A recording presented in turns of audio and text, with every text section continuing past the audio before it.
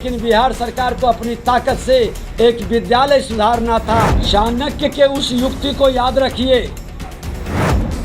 कि जब विपक्षियों में हाहाकार मचे तो समझो कि नेतृत्व और राजा ईमानदार और चरित्रवान है। बिहार का भ्रष्टाचारी जुट रहा है, दिल्ली का भ्रष्टाचारी जुट रहा है, बंगाल का भ्रष्टाचारी जुट रहा है। जो भी परिवारवाद का पोषक हो, यूपी से लेके महाराष्ट्र तक अकुत संपत्ति कमाया है, डरा हुआ है, सहमा हुआ है। भारतीय जनता पार्टी सामूहिक नेतृत्व का पार्टी है। जैसे 75 में आपातकाल के विरोध अघोषित बिहार में ये आपातकाल लगाए हुए हैं कि 33 बरस से बड़े भाई छोटे भाई सत्ता के अंदर बैठकर जो मनमानी कर लिए।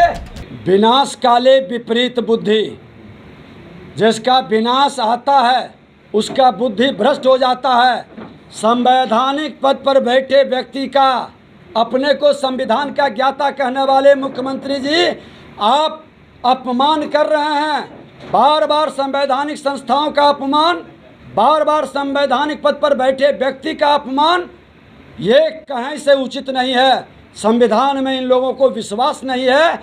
ये तो वही लोग हैं जो देश के अंदर आपातकाल लगाने वाले लोग के विरुद्ध में लड़कर आंदोलन करके सत्ता में पहुंचे और फिर जाके उसी के गोद में बैठकर गलबहियां कर लिए। ये विश्वास के योग्य नहीं है। ये पलटू राम की जमात अवसरवादिता की राजनीति करने वाले सिद्धांत छोड़कर ये जमात को देश की और बिहार की जनता सबक सिखाएगी। प्रधानमंत्री बिहार आ रहे हैं और दूसरी तरफ ये सवाल बिहार सरकार के मंत्री कह रहे हैं कि इस बार 9 साल में तो कुछ बिहार को दिया नहीं, कम से कम इस बार आखिरी बार आ रहे हैं तो बिहार को विशेष राज्य का दर्जा देके जाएंगे। जो अंधे हैं, जिनको दिखाई नहीं पड़ता है, बिहार के अंदर 2 लेन से 4 लेन से 6 लेन से 8 लेन, ओवर ब्रिज से लेके टेक्निकल संस्थान, IIT से IIM से मेडिकल कॉलेज, एयरपोर्ट, जितनी विकास की काम है बिहार भारत सरकार की पैसे से है।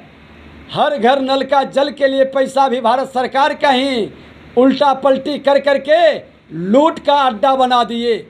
नली गली से लेके कौशल विकास तक में लूट का अड्डा बना दिए। जल जीवन हरियाली मिशन के नाम पर लूट का अड्डा बना दिए। लेकिन बिहार सरकार को अपनी ताकत से एक विद्यालय सुधारना था, टीचर लाना था, विद्यालय के अंदर कमरे बनाना था, बेंच डेस्क बनाना था, वो भी नहीं कर सका। तुलना कर लो भारत सरकार का और बिहार सरकार का। चाणक्य के उस युक्ति को याद रखिए कि जब विपक्षियों में हाहाकार मचे तो समझो कि नेतृत्व और राजा ईमानदार और चरित्रवान है। आज वह सत्य की ओर दिखाई पड़ रहा है कि विश्व में जहां वहां के विश्व का नेतृत्व इनके चरण को छू रहा है, वहां घर के अंदर भ्रष्टाचारी गलबहियां कर करके भाग रहे हैं, एकजुट हो रहे हैं। इनकी एकजुटता देश को एकजुट कर देगा और नरेंद्र मोदी को अपार बहुमत से फिर से विश्व का नेतृत्व करने का अधिकार सौंपेगा। कोई फर्क नहीं पड़ेगा। मैं बता रहा हूं कौन लोग जुट रहे हैं। बिहार का भ्रष्टाचारी जुट रहा है, दिल्ली का भ्रष्टाचारी जुट रहा है, बंगाल का भ्रष्टाचारी जुट रहा है। जो भी परिवारवाद का पोषक हो, यूपी से लेके महाराष्ट्र तक अकुत संपत्ति कमाया है, डरा हुआ है, सहमा हुआ है, जेल जाने से भयभीत है और वो एकजुट होकर के गलती से गलत जगह चुन लिया। एक और सवाल है। गलती से गलत जगह चुन लिया। ये बिहार की धरती है, लोकतंत्र की भूमि है, लोकनायक जयप्रकाश नारायण की धरती है।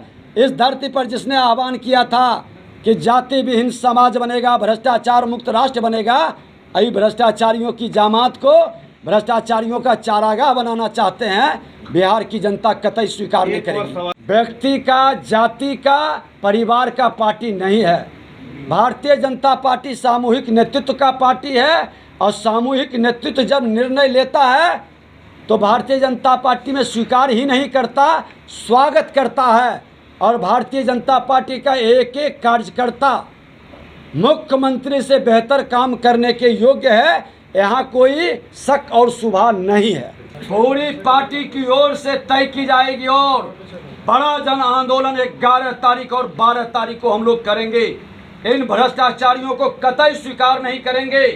परिवारवाद, वंशवाद के कारण जो अकुत संपत्ति कमाया है, उस भ्रष्टाचारियों को, लोकनायक के धरती को अपवित्र नहीं होने देंगे। उनके भ्रष्टाचार के विरुद्ध जन आंदोलन होगा और फिर से बिहार से अपराध, भ्रष्टाचार, तानाशाही, हिटलरशाही, सामंतशाही प्रवृत्ति जो सत्ता में आकर के चला रहे हैं, वो कतई स्वीकार नहीं है, उसका विरोध किया जाएगा।